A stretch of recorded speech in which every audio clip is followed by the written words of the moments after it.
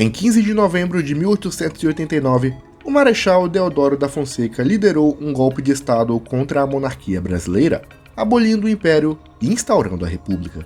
Ele mesmo foi o primeiro chefe de Estado dessa república, inaugurando o máximo cargo político de nosso país, que ao longo da história já causou discordâncias, conflitos, alianças, rompimentos e até momentos de quase guerra.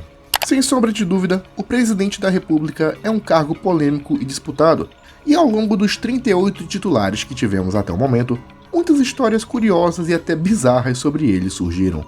No vídeo de hoje, vamos falar um pouco sobre operações militares, candidatos inusitados, atentados históricos, relatos bizarros sobre a vida presidencial e até mesmo alguns falecimentos meio suspeitos de ex-presidentes da República que até hoje são combustível para teorias. Quero também agradecer aos nossos novos membros, o Johan Miller e o Thiago Felipe. Muito obrigado de verdade, vocês também ajudam esse canal a se manter vivo. Sem mais delongas, sem mais conversa, vamos ao vídeo.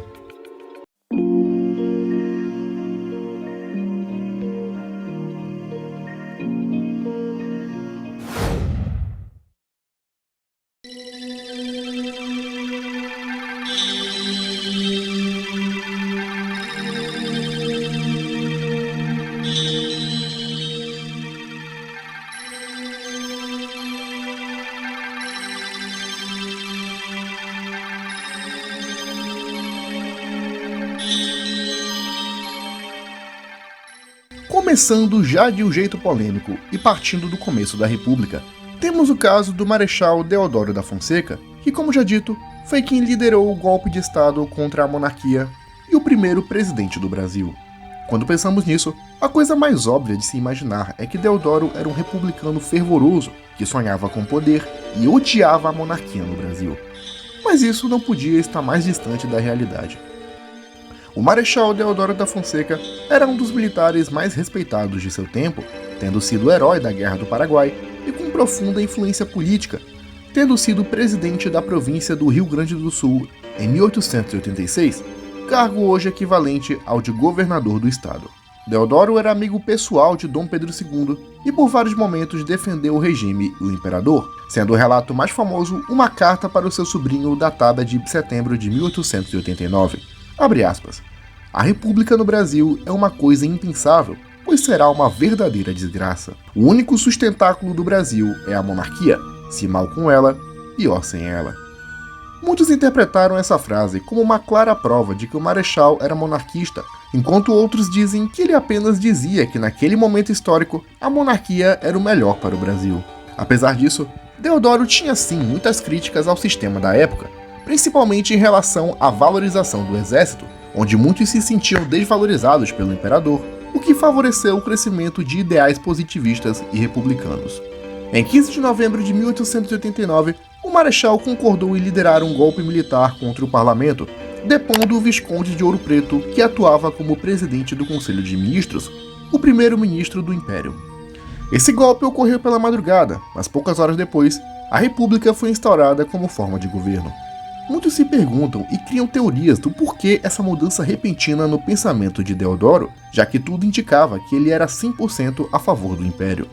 Muitos dizem que era devido à desconfiança que a elite e o exército tinham na princesa Isabel, que um ano antes havia assinado a Lei Áurea, e pela influência de seu marido, o Conde d'Eu, que segundo muitos pensavam naquele momento, governaria o Brasil pelos bastidores quando sua esposa se tornasse imperatriz.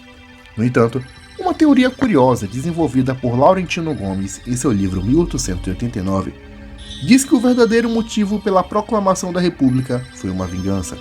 Conta-se que poucas horas antes da concretização do golpe militar, Deodoro da Fonseca foi informado por Benjamin Constant e Solon Ribeiro que Dom Pedro II havia apontado como próximo presidente do Conselho de Ministros o senador liberal Gaspar Silveira Martins, um inimigo pessoal do Marechal. Alguns anos antes, Deodoro da Fonseca e Silveira Martins haviam disputado a mão da Baronesa do Triunfo, uma das damas mais cobiçadas da alta sociedade gaúcha. Nessa contenda, Silveira Martins teria levado a melhor e se casado com a baronesa, o que fez nascer um profundo ódio e ressentimento do Marechal contra o político gaúcho. Por isso, quando soube do boato, que hoje se sabe que não passava de uma mentira, o Marechal decidiu acabar com todo o regime. Afinal, ele estaria entrando para a história como o homem que liderou o golpe e que colocou seu maior inimigo no poder. Essa teoria explica o porquê da mudança repentina na postura do militar e de como passou de um monarquista convicto ao primeiro mandatário republicano do país.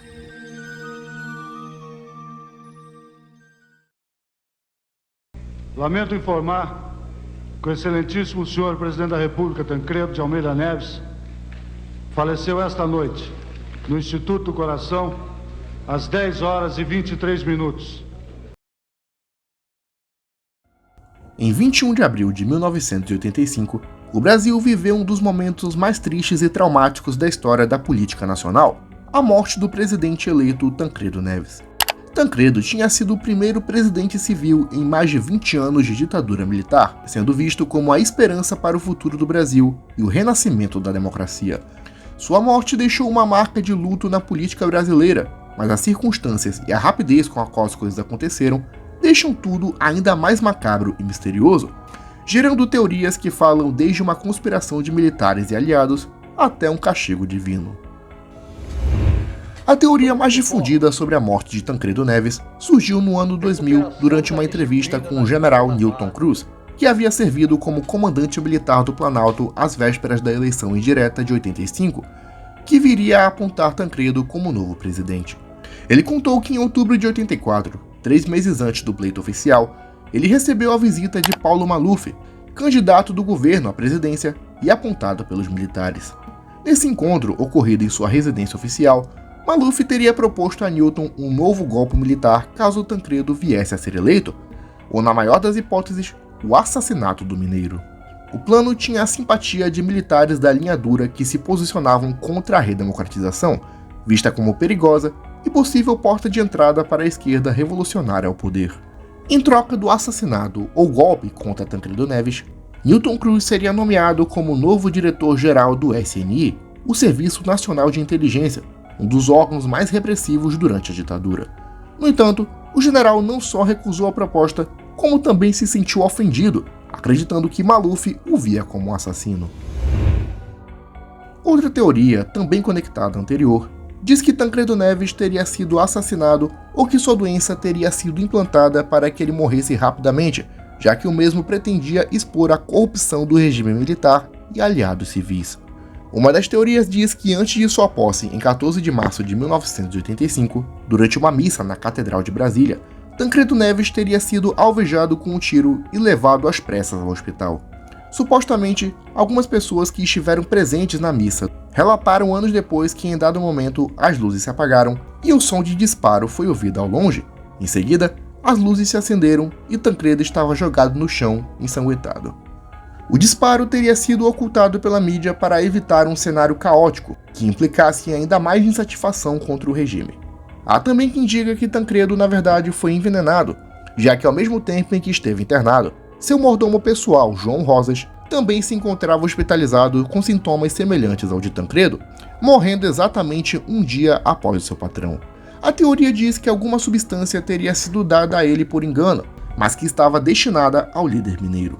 No final das contas, seu vice-presidente e antigo aliado do regime, José Sarney, acabou assumindo interinamente em 15 de março, sendo efetivado em 21 de abril após a morte de Tancredo. Durante o período de internação de Tancredo Neves e das incertezas da população sobre seu estado de saúde, uma foto dele ao lado da equipe médica foi divulgada, a fim de abafar os boatos de que ele estaria morrendo. No entanto, o efeito foi justamente o contrário, já que na foto o presidente estava visivelmente abatido e quase com os olhos fechados, o que fez muitos teorizarem que no momento da foto ele estaria sofrendo de hemorragia ou que já estaria morto. A fotografia divulgada em jornais e na TV gerou controvérsias sobre seu estado de saúde, com os rumores de uma doença infundada aumentando ainda mais. Oficialmente, Tancredo Neves faleceu em 21 de abril, no feriado nacional de Tiradentes. A teoria diz que, na verdade, a morte cerebral do presidente ocorreu alguns dias antes, mas que só foi divulgada neste dia para criar uma imagem enigmática sobre o presidente, o colocando como o herói e o mártir pela democracia, tudo a fim de consolidar a nova república. Agora, uma teoria meio viajada e que foi popularizada pela internet é a de que a morte de Tancredo Neves foi um castigo divino. Quem nunca se traumatizou com o famoso "com Deus não se brinca" na infância, que atira a primeira pedra? A teoria conta que em algum momento antes da eleição ou da posse, Tancredo teria dito: "Se meu partido me apoiar, nem Deus me tira a presidência". Essa frase, dita em tom de desafio e piada, teria um peso em sua subida ao poder, já que ele foi internado exatamente um dia antes da posse, como se aquilo se tratasse de uma resposta divina pela blasfêmia dita por ele. Esse rumor surgiu na época da internet e foi espalhado por correntes de vídeos religiosos, dando a mensagem de como a arrogância e a blasfêmia podem ser fatais. No entanto, nunca foi provado que Tancredo disse isso em qualquer momento de sua vida. Aliás, a doença que acabou com sua vida já era percebida quase um ano antes da eleição, o que faz essa teoria ser descredibilizada, assim como várias outras. No final das contas, a morte de Tancredo Neves continua sendo um dos episódios mais obscuros, tristes e traumáticos da política brasileira.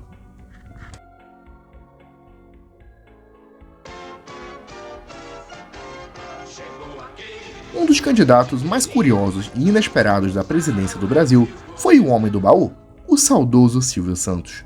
Em 1989, nas primeiras eleições diretas em quase 30 anos, Silvio se lançou à presidência pelo PMB, gerando diversas reações, tanto negativas quanto positivas. Ele entrou na disputa exatos 15 dias antes do primeiro turno, mas conseguiu angariar bastante apoio de empresários e fãs por todo o país, assustando os principais postulantes da época, como Leonel Brizola, Paulo Maluf, Fernando Collor e Lula da Silva, mesmo sem qualquer experiência política. Entre os entusiastas de sua candidatura incluíam fãs e aqueles que pensavam que sua experiência como comunicador e empresário seriam boas para o país, enquanto seus críticos afirmavam que ele teria um governo elitista e, segundo Brizola, era apenas um fantoche nas mãos do então presidente José Sarney. Apesar de tudo, o TSE acabou barrando a candidatura 6 dias antes da eleição, alegando irregularidades como o número de comícios insuficientes e o fato de Silvio Santos ser dono de uma emissora de TV. Sendo assim, sua candidatura foi impugnada.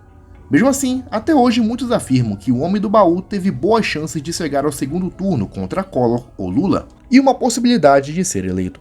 Fica aí então a pergunta do que teria acontecido caso o dono do SBT tivesse sido presidente. Então, 26 Correia. Só que não é Correia, é 26 Silvio Santos, porque 26 é o Silvio Santos. O caso PC Farias e sua morte permanece como um dos maiores mistérios políticos do Brasil contemporâneo, um enigma que mistura poder, corrupção, intriga e suspeitas que nunca foram plenamente apagadas. Paulo César Farias, mais conhecido como PC Farias, foi o tesoureiro da campanha presidencial de Fernando Collor de Mello em 89 e, posteriormente, apontado como peça central de um esquema de corrupção que levou ao seu impeachment em 1992. Envolvido em denúncias de tráfico de influência, enriquecimento ilícito e manipulação de empresas estatais, PC tornou-se símbolo da podridão política que até então vinha à tona. Após a queda de Collor, ele fugiu do país, sendo posteriormente localizado na Tailândia e extraditado para o Brasil, onde foi condenado, mas acabou em liberdade antes do fim da pena. O verdadeiro capítulo sombrio de sua história surgiu em 23 de junho de 1996, quando PC foi encontrado morto ao lado de sua namorada, Susana Marcolino, em sua casa de praia, no litoral de Alagoas. A primeira versão apresentada foi de que Susana teria matado PC com um tiro e cometido suicídio, motivada supostamente por ciúmes e descontrole emocional. No entanto, desde o início, a conclusão oficial gerou desconfiança. O ambiente da cena do crime, as posições dos corpos e a própria trajetória da bala levantaram dúvidas sobre a narrativa de um simples homicídio seguido de suicídio. Ao longo dos anos, investigações foram reabertas, laudos contestados e testemunhas divergiram, alimentando ainda mais teorias conspiratórias. Muitos acreditavam que PC sabia demais e carregava consigo segredos comprometedores sobre políticos e empresários influentes. Assim, sua morte poderia ter sido uma execução cuidadosamente planejada para assegurar que tais informações morressem com ele. Especialistas apontam falhas nos procedimentos periciais e depoimentos indicaram que o casal não discutia minutos antes de ser encontrado morto, o que enfraquecia a versão do crime passional.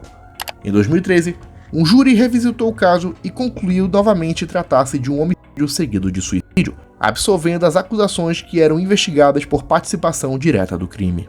Mesmo com decisões judiciais, o mistério permanece vivo no imaginário popular e no interesse de investigadores independentes.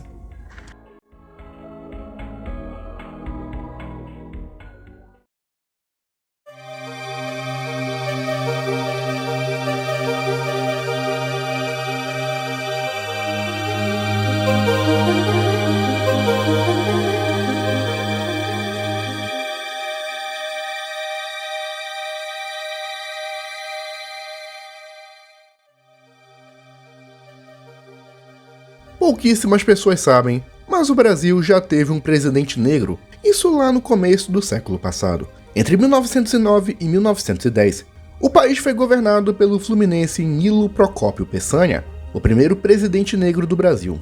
Antes dele, outros presidentes são apontados como tendo origens africanas, mas a dele era bem mais aparente. Nascido em Campos dos Goitacazes, na então província do Rio de Janeiro, Nilo Peçanha era filho de uma dona de casa e um padeiro, conhecido como Sebastião da Padaria, tendo uma infância e juventude humilde.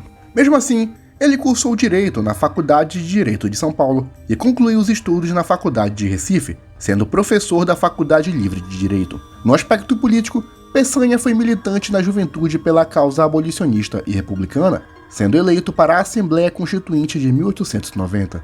Em 1903, foi eleito senador pelo Rio e posteriormente presidente do estado, posição hoje equivalente ao de governador.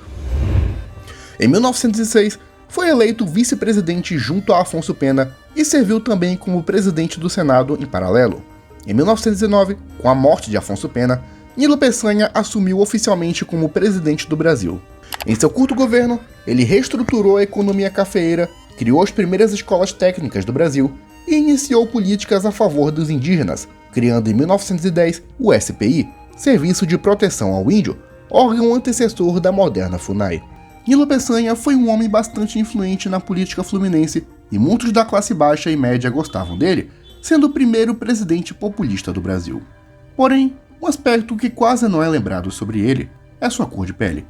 Nilo Peçanha é considerado o primeiro presidente negro do Brasil, embora muitos o identifiquem como pardo ou mestiço. Apesar disso ter sido um marco interessante e até impressionante para aquela época, a verdade é que a cor de pele de Nilo Peçanha era motivo de piada e usada como forma de difamação por seus inimigos políticos, que o chamavam pejorativamente de mulato. Em várias fotografias oficiais, haviam alterações onde sua cor de pele ficava mais branca a fim de melhorar sua imagem entre a elite, que pouco mais de 20 anos antes havia visto a abolição da escravatura. Mas se formos comparar algumas outras fotos mais informais, pode-se ver que sua cor de pele era bem escura. Muitos familiares, incluindo o governador do Rio em 1961, negaram terminantemente que se tratava de um negro. Por isso, existem muitas controvérsias sobre sua verdadeira cor de pele, com alguns o identificando também como pardo. O caso de Nilo Peçanha é visto como alguns como um claro exemplo de branqueamento de uma figura pública, coisa semelhante que ocorreu com Machado de Assis, mas nesse caso, feita pela própria pessoa, demonstrando um pouco do clima de racismo que existia naquela época e era muito mais aceito pela sociedade. Enéas Ferreira Carneiro foi uma das figuras políticas mais marcantes e inconfundíveis da história recente do Brasil. Médico, cardiologista, físico e professor, ele entrou para a política com um discurso nacionalista inflamado, retórica acelerada e a famosa frase que tornou sua marca oficial. Meu nome é Enéas, 56. Surgiu como uma alternativa em meio ao caos político e econômico do final da década de 80, apresentando-se como alguém capaz de salvar o Brasil por meio de um governo forte, tecnocrático e patriótico. Em 1989, quando concorreu pela primeira vez à presidência da República, surpreendeu com ideias ousadas como a defesa do desenvolvimento nuclear brasileiro com fins militares, o combate frontal ao globalismo econômico e a promessa de transformar o Brasil em uma potência absoluta. Enéas voltaria à disputa presidencial em 1994 e 1998, mantendo o grande impacto entre o eleitorado nacionalista e conservador.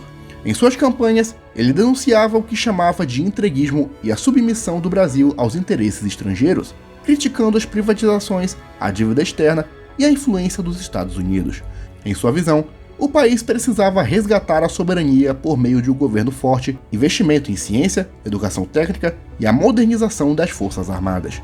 Seu projeto político era inspirado em uma mistura singular de tecnicismo, militarismo e nacionalismo, o que lhe garantiu tanto admiradores devotos quanto críticos ferrenhos. Em 2002, foi eleito deputado federal com votação recorde de 1.500.000 votos, sendo o mais votado da história do Brasil naquele momento. No Congresso, manteve um perfil firme e combativo, defendendo pautas nacionalistas e denunciando acordos políticos que considerava contrários aos interesses do país. Mesmo com poucos aliados, conseguiu se tornar um ícone de resistência política e referência para movimentos que rejeitavam o establishment partidário. A morte de Enéas em 2007, vítima de leucemia, encerrou uma trajetória singular que continua a influenciar a política brasileira até hoje. Muitos enxergam nele a raiz de fenômenos posteriores, como o ressurgimento do nacionalismo, o discurso antissistema, as críticas à dependência internacional do Brasil e a chamada nova direita, na qual o bolsonarismo se inclui.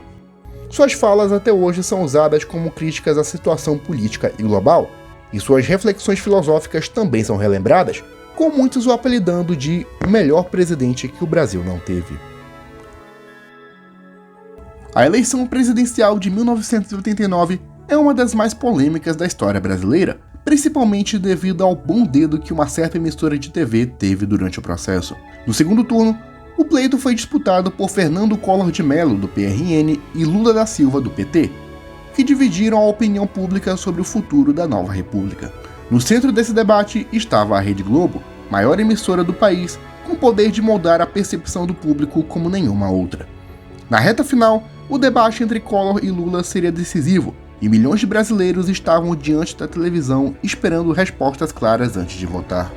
Porém, quando chegou a hora do Jornal Nacional mostrar sua edição especial dos melhores momentos do confronto no dia seguinte, uma coisa aconteceu. A montagem exibida ao país destacava Collor como firme, agressivo, confiante, enquanto Lula aparecia hesitante, nervoso, com cortes que manipulavam o que realmente havia sido dito ao vivo. Além disso, Collor teve 1 minuto e meio a mais do que seu adversário, o que deu vantagem na fala de suas propostas e respostas durante o debate. Para muitos, foi ali que se iniciou a balança para uma eleição que acabou vencida por uma pequena margem. A televisão não apenas transmitiu política, mas participou de forma direta. Após o debate, o PT entrou com um processo no TSE contra a Globo, acusando-a de favorecer o candidato do PRN e pediu que as falas completas de Lula fossem televisionadas, coisa que o tribunal negou. Durante anos, essa suspeita de manipulação permaneceu viva na memória coletiva, alimentando críticas e o questionamento sobre o real impacto da edição exibida. A Globo defendia apenas que havia feito um resumo jornalístico, sem intenção de favorecer qualquer candidato. Porém, o que parecia apenas uma conspiração começou a ganhar forma concreta quando, anos mais tarde, um dos nomes mais importantes da própria emissora decidiu falar. José Bonifácio de Oliveira Sobrinho, o Boni, homem influente no comando da Globo, revelou que a edição foi pensada com cuidado para favorecer Collor, inclusive com orientações internas sobre iluminação, tomadas e apresentação visual que ajudaram a transmitir ao público uma imagem de um caçador de marajás preparado para governar. De repente, aquilo que muitos acreditavam ser apenas uma interpretação política se transformou em uma confissão pública de quem viveu os bastidores. Em diversas outras entrevistas, diretores e produtores da Globo também confessaram que houve certa manipulação no que havia sido exibido. Durou mais de 8 horas o sequestro do avião da VASP. Era 29 de setembro de 1988, quando os passageiros do voo 375 da VASP embarcaram em Belo Horizonte rumo ao Rio de Janeiro, sem imaginar que estavam prestes a viver um dos episódios mais dramáticos da aviação brasileira. Entre eles estava Raimundo Nonato Alves da Conceição, um homem que, desesperado com a crise econômica e as dificuldades de sustentar sua família, acreditava que eliminando o então presidente José Sarney estaria salvando o Brasil. Armado com um revólver escondido na cintura, ele esperou o momento certo e anunciou o sequestro, exigindo que o piloto desviasse a aeronave para Brasília, onde planejava derrubar o avião diretamente no Palácio do Planalto. Dentro da cabine, o clima se tornou sufocante. Gritos contidos, choros silenciosos e uma tensão que se espalhava enquanto o sequestrador falava que seu alvo não eram os passageiros, mas um país inteiro que, segundo ele, estava à beira do colapso. O comandante Fernando Murilo de Lima e Silva se tornaria um herói improvável dessa história. Piloto experiente, ele manteve a calma diante da arma apontada e tentava convencer Raimundo a desistir do plano. Quando o sequestrador percebeu que o rumo não era o desejado e a negociação não evoluía, tentou assumir o controle da aeronave, disparando contra a tripulação e ferindo um comandante, com o copiloto não resistindo aos ferimentos. Foi então que Fernando Murilo tomou uma das decisões mais corajosas da história da aviação. Realizou manobras radicais, quase acrobáticas, que desestabilizaram Raimundo, uma atitude que, apesar do risco enorme, impediu que o avião se tornasse uma arma contra a nação. A aeronave balançava violentamente, os passageiros se agarravam aos assentos e a única certeza era o medo de que qualquer erro pudesse transformar todos ali em vítimas de um ataque sem precedentes. Mas com impressionante habilidade, ele manteve o controle e procurou uma forma de pousar com vida. O desfecho aconteceu em Goiânia, onde o comandante conseguiu aterrissar mesmo com o sequestrador ainda ameaçando. A polícia cercou o avião e, após momentos de pura tensão, Raimundo foi finalmente neutralizado. Dos 105 passageiros e tripulantes, todos sobreviveram com a exceção do copiloto assassinado durante o confronto. A repercussão foi imediata. O país inteiro descobria como, por pouco, um ataque político poderia ter se transformado no maior desastre histórico. O comandante Fernando Murilo foi condecorado com a Ordem do Mérito Aeronáutico na época do acidente, mas nunca recebeu um agradecimento oficial do presidente pelos seus feitos, enquanto o sequestrador faleceu poucos dias depois, vítima de anemia, embora muitos digam que ele foi assassinado pela polícia em segredo. O sequestro do voo 375 permanece como um dos mais impressionantes relatos contemporâneos, uma história em que o heroísmo triunfou sobre o desespero e um único homem, ferido pelo caos do país, quase escreveu um capítulo irreversível da história política brasileira.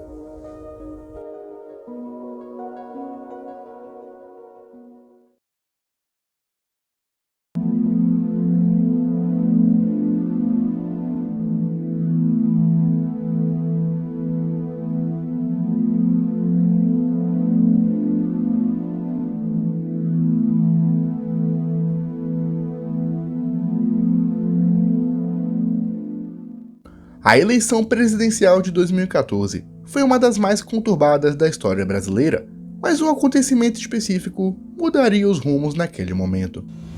Naquele ano, o ex-governador de Pernambuco, Eduardo Campos, do PSB, disputou a eleição e se colocava em terceiro lugar atrás de Dilma e Aécio, mas conforme o tempo passava, ele ia subindo mais e mais nas pesquisas até ele estar bem perto do segundo lugar.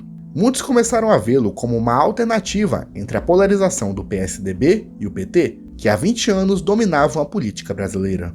Em 13 de agosto de 2014, o Brasil recebeu com choque a notícia de que o seu candidato havia morrido num acidente aéreo em Santos, litoral de São Paulo.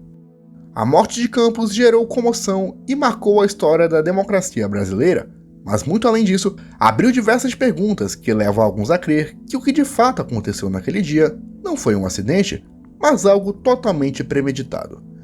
Desde as primeiras informações sobre o ocorrido, diversos fatos foram relatados, como a falta de preparo da tripulação em pilotar um avião daquele tipo, a falta de documentação regular da máquina, o fato da caixa preta estar inoperante e informações de investigação da Força Aérea jamais terem sido reveladas.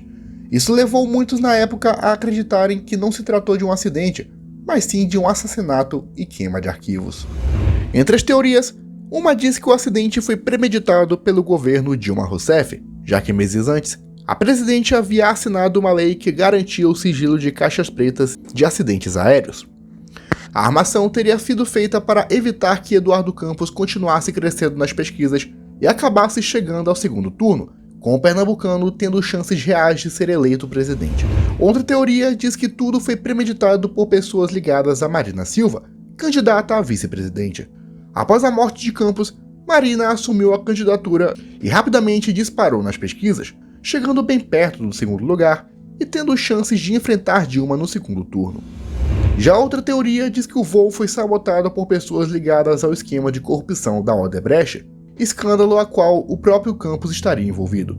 Desse modo, sua morte foi para evitar que, caso eleito, ele pudesse delatar o caso à polícia. Ao longo dos anos, e com descobertas de novos esquemas de corrupção no governo, a teoria de assassinato continuou presente, inclusive, pessoas próximas ao ex-candidato já declararam acreditar nessa hipótese, incluindo seu irmão, que chegou a pedir diversas vezes a reabertura do caso desde 2014. No final das contas, assim como a de Tancredo Neves e alguns outros que ainda serão mostrados, continuam levantando suspeitas e rumores. Um dos presidentes mais inusitados do Brasil foi Jânio Quadros, que com seu jeitão caricato e discurso populista, conseguiu assumir a presidência em 1960. Apesar de sua rápida estadia no poder, Quadros conseguiu mudar os rumos da política brasileira, mas em 1961 ele quase colocou o Brasil no mapa de guerras do mundo. No início da década de 60, muitos eram os relatos de franceses que estavam pescando ilegalmente em águas brasileiras e contrabandeando minerais na fronteira com o Amapá. Por isso, em agosto de 61, o presidente Jânio Quadros idealizou um plano ambicioso e ousado: invadir a Guiana Francesa, território ultramarino da República Francesa, e anexá-la ao Brasil. O plano incluiria uma invasão por terra e mar ao território e a rápida ocupação do país, contando com o apoio do Estado-Maior do Exército, que considerava as ações como violações da soberania nacional, aproveitando ainda o momento em que a França se encontrava com todos os esforços voltados à Guerra da Argélia. A operação estava prevista para ocorrer em setembro daquele ano, e havia uma grande expectativa, com ela recebendo o nome de Operação Cabralzinho, em referência a Francisco Xavier da Veiga Cabral, um militar brasileiro que ajudou a impedir uma invasão francesa no Amapá em 1895. No entanto, em 25 de agosto, Jânio Quadros renunciou à presidência, iniciando uma crise política que voltou todos os seus esforços para o embate entre o antigo vice e agora presidente João Goulart e seus opositores. Com isso, a Operação Cabralzinho acabou não indo para frente e foi esquecida com o tempo. Alguns afirmam que a invasão poderia ter gerado um efeito semelhante ao da Guerra das Malvinas, quando a Argentina invadiu o território pertencente ao Reino Unido. Qual sua opinião sobre o assunto? Inclua aqui pra gente nos comentários. No final dos anos 60, havia um grande sentimento de nacionalismo e expansionismo por parte de generais da linha dura do regime militar. Esse sentimento levava muitos a crer que o papel do Brasil era expurgar a influência comunista não só no país, mas em toda a América do Sul, tornando-se uma verdadeira potência regional. Nesse contexto, no final dos anos 60, o presidente americano Richard Nixon declarou apoio total à política anticomunista do presidente Emílio Médici, principalmente após a eleição de Salvador Allende no Chile e a ação de grupos guerrilheiros de esquerda apoiados por Cuba. No Uruguai, o governo enfrentava o grupo dos Tupamaros, que por meio da guerrilha rural e urbana, tentava fazer uma revolução no país. Esse grupo já havia participado do sequestro de políticos influentes no Uruguai e membros da embaixada brasileira, e caso chegassem ao poder, poderiam servir como inspiração para movimentos de guerrilha aqui no Brasil. Em 1971, estavam ocorrendo as eleições legislativas, onde o grupo de centro-esquerda Frente Ampla tinha boas chances de ter maioria no Congresso.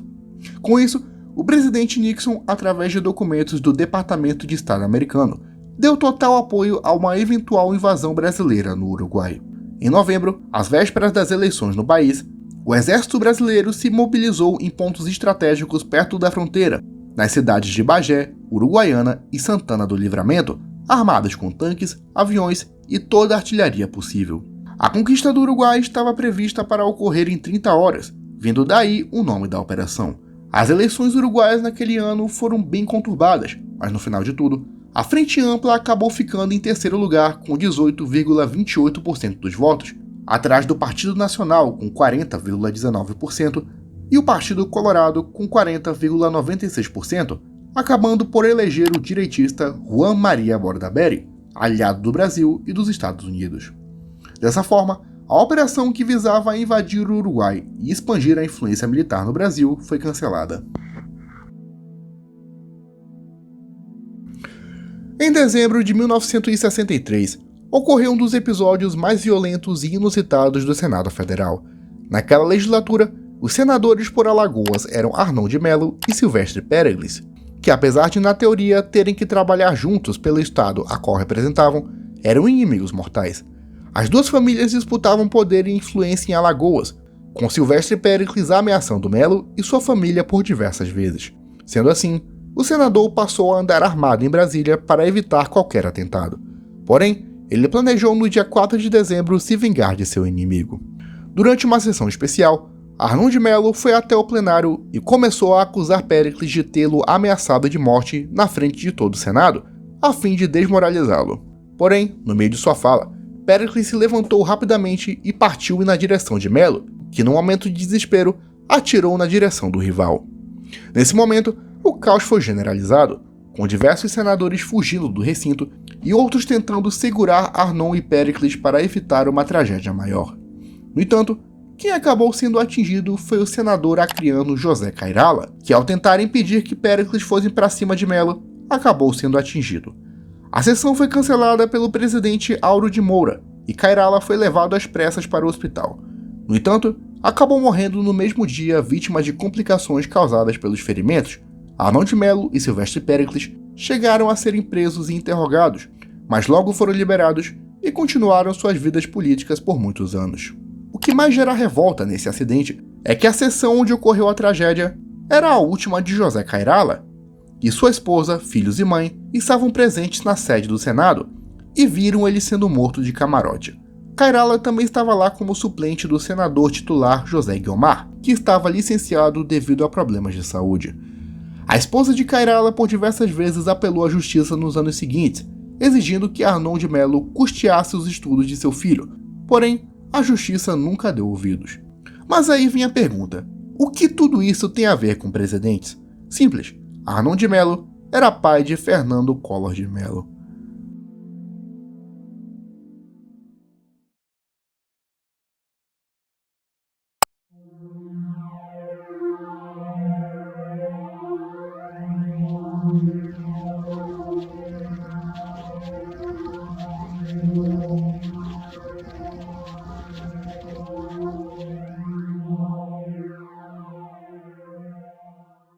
No dia 22 de agosto de 1976, o Brasil acordou com uma notícia chocante. O ex-presidente Juscelino Kubitschek havia morrido no acidente automobilístico na Via Dutra, próximo à cidade de Resende, no Rio de Janeiro. Um automóvel, um Opala, era dirigido por seu motorista de confiança Geraldo Ribeiro, quando supostamente perdeu o controle e foi atingido por um ônibus, atravessando o canteiro e colidindo de frente com um caminhão. O impacto foi devastador e ambos morreram na hora. Oficialmente, o caso foi tratado como um acidente comum, causado por imprudência ou fatalidade. Mas em plena ditadura militar, o país vivia em um ambiente de total desconfiança e a morte de um dos políticos mais carismáticos e populares da história rapidamente levantou dúvidas. Aquele que foi apontado como culpado pelo acidente foi o motorista do ônibus que teria colidido com o carro de JK, Josias Nunes de Oliveira, que afirmou que em momento algum sentiu o impacto da batida e que o carro atravessou a pista quase deliberadamente. Ele também afirmou anos depois que homens haviam procurado ele e sua família durante o julgamento, oferecendo benefícios financeiros para ele assumir a culpa. O homem que dirigiu o caminhão que bateu de frente com o carro também afirmou nos tribunais que por alguns segundos chegou a ver um motorista debruçado no volante, como se estivesse desmaiado. A teoria que surge é que JK tenha sido morto por agentes do governo no contexto da Operação Condor, que tentava manter as ditaduras latino-americanas com apoio da CIA. Na mesma época, o político Carlos Lacerda e o também ex-presidente João Goulart também morreram em circunstâncias misteriosas. Em 1996, uma comissão da Câmara liderada pelo deputado Paulo Otávio, que é casado com a neta de JK, iniciou novas investigações e chegou a realizar a exumação dos corpos. Um objeto metálico foi encontrado no crânio do motorista, o que na época foi interpretado como uma bala, gerando ainda mais rumores e intrigas. Mas em 2001, foi concluído que o objeto na verdade era um prego solto de seu caixão, e a comissão estudou os pneus do carro, averiguando que haviam sinais de movimentos bruscos, o que indica que o motorista tentou controlar o carro antes do acidente. No final das contas, a morte de JK foi concluída como acidental. Em 2012, a Comissão Municipal da Verdade Vladimir Herzog, da cidade de São Paulo, determinou que o ex-presidente foi assassinado, embora não tenha especificado por quem. Só em 2014, que a Comissão Nacional da Verdade realizou investigações e concluiu finalmente que a morte de JK, na verdade, foi acidental e que a ideia de um assassinato não condizia com a verdade. Mesmo assim, muitos até hoje suspeitam das circunstâncias com a qual ocorreram e outros aspectos que até hoje não possuem esclarecimento. Uma das histórias mais macabras sobre presidentes do Brasil é a possível proximidade do ex-presidente Fernando Collor de Mello com rituais de magia negra e trabalhos com forças do além, que durante vários momentos teriam beneficiado e atingido seus inimigos. Segundo sua ex-esposa e ex-primeira-dama Rosane Malta, em seu livro autobiográfico Tudo que Vi e Vivi, Collor por diversas vezes encomendou trabalhos a pais e mães de santos envolvendo sacrifícios de animais e até mesmo de crianças que não nasceram, se é que me entende. No livro, ela conta que em 1986, durante a campanha para o governo de Alagoas, ela apresentou a mãe Cecília, uma mãe de santo muito popular no estado. Os dois começaram a frequentar terreiros e a encomendar trabalhos para a mulher, que envolviam sacrifício de animais e muito líquido vermelho. O objetivo era ajudá-la a chegar ao governo, protegê-lo de possíveis ameaças e que tudo de mal que fosse feito contra ele voltasse em dobro. No final das contas, Collor venceu a eleição e se tornou o governador do estado, e durante muitos anos, ele e sua esposa passaram a frequentar o terreiro pelo menos uma vez ao mês, participando de rituais e sacrifícios. Mas em dado momento, Collor teria pedido que mãe Cecília fizesse uma amarração para que ele ascendesse na política nacional, já avisando a eleição presidencial de 89. Para isso, ela realizou um trabalho envolvendo a desconexão cefálica de animais e o derramamento de seu próprio líquido vermelho. A partir daí, o até então desconhecido governador de Alagoas teve uma ascensão política meteórica, passando a estar rapidamente em evidência na mídia como uma possível alternativa na eleição. Como dito na primeira camada, Silvio Santos teve uma rápida candidatura no pleito, alcançando grandes índices de intenção de voto e podendo chegar ao segundo turno ou até mesmo desbancar Collor durante a disputa. Para evitar isso, novamente o alagoano teria encomendado um trabalho à mãe Cecília, que realizou um ritual envolvendo amuletos colocados na boca de 7 defuntos recém-enterrados. Após isso, a candidatura de Silvio foi impugnada pelo TSE, facilitando a eleição. Já na presidência, Collor continuou encomendando trabalhos à mãe Cecília apenas para proteção e prosperidade, mas pouco a pouco ele foi se aproximando de outros pais de santos e feiticeiros. Eles agora eram realizados nos porões da Casa da Dinda, residência da família Collor de Mello, e onde o presidente morou durante seu governo. Conta-se nos livros de Rosane que nos porões dessa mansão eram realizados trabalhos envolvendo muito líquido vermelho, sacrifícios de animais como galinhas, porcos e até bodes, e amarrações contra seus inimigos. E é nesse último detalhe que se encontra uma das teorias mais bizarras sobre presidentes do Brasil. É dito que após o processo de impeachment de Collor, muitos envolvidos sofreram mortes no mínimo estranhas, o que foi chamado na época de maldição do impeachment. O primeiro deles foi Ulisses Guimarães, que esteve bastante ativo no processo de impedimento e que também defendeu que os votos sobre o processo não fossem secretos. Ulisses morreu ainda naquele ano, em 12 de outubro de 1992, em um acidente aéreo perto de Angra dos Reis. Junto a ele também morreram sua esposa, o senador Severo Gomes, e sua esposa Henriqueta. Todos tiveram seus corpos localizados, exceto Guimarães, que até hoje nunca teve seu corpo encontrado. Quando perguntado sobre o assunto, na época Collor teria dito: "Você vê, ele faz o mal para mim e recebe de volta." Em 1994, seu irmão Pedro Collor, que havia denunciado o esquema de PC Farias, acabou morrendo também vítima de câncer nos Estados Unidos.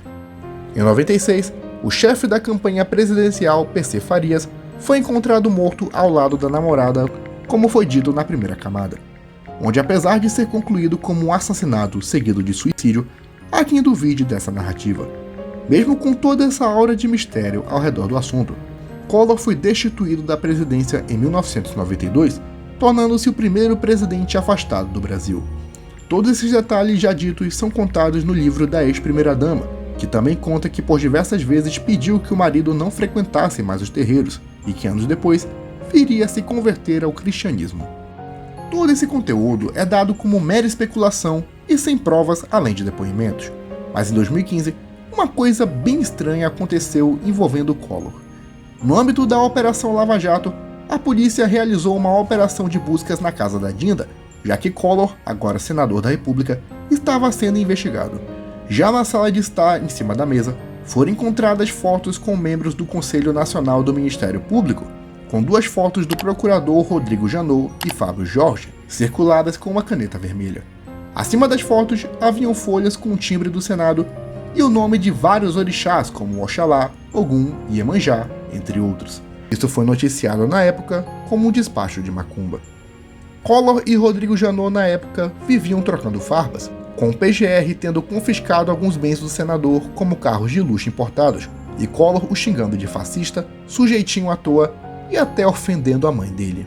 Oficialmente, Collor jamais se pronunciou sobre as acusações do livro de sua ex-esposa, nem rebatendo, nem afirmando nada. Mesmo assim, muitos são os relatos de ligação de Collor com magia negra, e se tratando de política, não é nem o primeiro nem o último caso envolvendo essa ligação. O presidente deposto pelo golpe militar de 64, João Goulart, é um dos mais polêmicos da história do Brasil. Até hoje há quem o defenda e há quem o condene, mas um fato indiscutível sobre sua vida é sua estranha morte ocorrida 12 horas após ser derrubado. Após ser deposto da presidência, Goulart fugiu para o Uruguai e posteriormente para sua fazenda na Argentina, onde continuou tendo contato com importantes figuras políticas e participando de discussões para a consolidação da Frente Ampla, movimento que buscava a volta das eleições diretas. No entanto, em 6 de dezembro de 1976, o ex-presidente foi encontrado morto em sua fazenda, supostamente após um ataque cardíaco. Seu corpo nunca passou por uma autópsia e foi velado num caixão fechado por ordem dos militares. A família nunca se conformou com a tese de ataque cardíaco, assim como opositores da ditadura aqui no Brasil. Figuras públicas como seu cunhado Leonel Brizola passaram a afirmar que Goulart não tinha morrido naturalmente, mas sim sido assassinado pelo regime. A tese ganha mais força quando, após a divulgação de documentos antisigilosos, foi revelado que o SNI monitorava de perto a vida do ex-presidente através de empregados em sua família e supostos amigos. Em 2008, um ex-agente secreto da ditadura militar uruguaia, Mário Neira Barreiro, declarou à Folha de São Paulo que pequenas doses de substâncias tóxicas eram colocadas nos remédios de Jango, que pouco a pouco causaram uma parada cardíaca. Ele também afirmou que foi mandado pelo delegado Sérgio Fleury, membro do DOPS, e que a operação era de conhecimento do ex-presidente Ernesto Geisel. Contudo, o historiador Luiz Alberto Muniz Bandeira, que conviveu com Jango no exílio, afirmou posteriormente que Goulart era negligente com sua saúde e sofria de problemas cardíacos, descartando a tese de assassinato. Bandeira também reforçou que as acusações pela família não passavam de tentativas por buscar indenizações do Estado brasileiro. Em 2013, a Comissão Nacional da Verdade realizou a exumação do corpo de Goulart em busca de indícios de envenenamento. A pesquisa contou com vários institutos forenses e profissionais brasileiros, argentinos e até cubanos, mas no final de tudo, a tese de envenenamento foi dada como inconclusiva e nenhum resquício foi encontrado. Mesmo assim, os profissionais também alegaram que, pela passagem do tempo, os resquícios de veneno podem ter se decomposto. Ainda hoje, algumas pontas soltas e questionamentos são denotados sobre a morte de Jango, que continua sendo uma das mais misteriosas da história brasileira. Humberto de Alencar Castelo Branco foi o primeiro presidente da ditadura militar, ajudando na articulação e deposição de Jango e o início de um novo regime. Porém, o próprio era contra a perpetuação do governo, descrevendo sua presidência como transitória e que esperava novas eleições no futuro. Isso criava um racha muito forte dentro do exército, onde haviam os moderados que defendiam o governo militar provisório e a linha dura, que defendiam a perpetuação do poder e o aumento na repressão de opositores. Em 15 de março de 1967, Castelo Branco passa a presidência ao general Costa e Silva, antigo rival e membro da linha dura. No entanto, ele continuava tendo grande influência no exército e temia que Costa e Silva rompesse com a legalidade e endurecesse o regime. Conta-se numa reunião de abril daquele ano, durante uma visita ao seu amigo senador Daniel Krieger, Castelo Branco declarou que planejava uma movimentação nacional no exército caso o governo de Costa e Silva iniciasse excessos. Se Castelo Branco subisse o tom contra o general, a frágil unidade entre os militares seria desfeita, e isso aumentaria as pressões da oposição civil para a reabertura política. Mas em 18 de julho de 1967, algo muito estranho aconteceu. O avião que levava a Castelo Branco e outros 4 passageiros e 2 tripulantes caiu próximo à fortaleza após colidir com o caça T-33 da Força Aérea Brasileira. Com a exceção do copiloto, todos os passageiros morreram, incluindo o ex-presidente. As investigações oficiais apontaram uma colisão acidental, mas diversas lacunas e detalhes da perícia foram ocultados, o que levou muitos a pensarem que a tragédia não foi um acidente, mas um assassinato político ordenado por Costa e Silva, que temia uma ruptura dentro do exército que ameaçasse seu poder. Outro questionamento sobre o evento é que o avião havia entrado numa área da Força Aérea sem qualquer aviso prévio. O céu naquele dia não apresentava temporais nem nuvens negras, o que tira a hipótese de ter sido uma entrada acidental. Mas muitos alegam que um atentado nessas circunstâncias seria impossível, já que o jato passou de raspão no avião, e um atentado premeditado assim seria bastante arriscado. Essa tese foi defendida por pessoas próximas ao Marechal, incluindo sua amiga e parente distante, Raquel de Queiroz. O relatório oficial do evento foi feito pelo brigadeiro Araripe Macedo, que possui uma série de inconsistências, principalmente o fato dos operadores de torre de comando da base aérea nunca terem sido ouvidos. O militar também pertencia à linha dura do regime e, posteriormente, foi ministro da Aeronáutica. Toda essa questão gera um grande debate entre historiadores e cientistas políticos, onde alguns afirmam que Castelo Branco foi vítima de um atentado, enquanto outros dizem que, na verdade, foi um assassinato milimetricamente premeditado para parecer um acidente. Qual a sua opinião sobre esse assunto? Conta aqui pra gente nos comentários.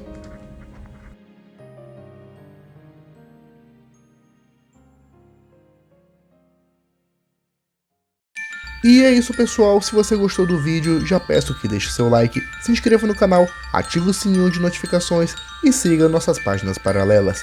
Tudo isso ajuda muito no crescimento e evolução do canal. Sem mais delongas, sem mais conversa, me despeço e tchau.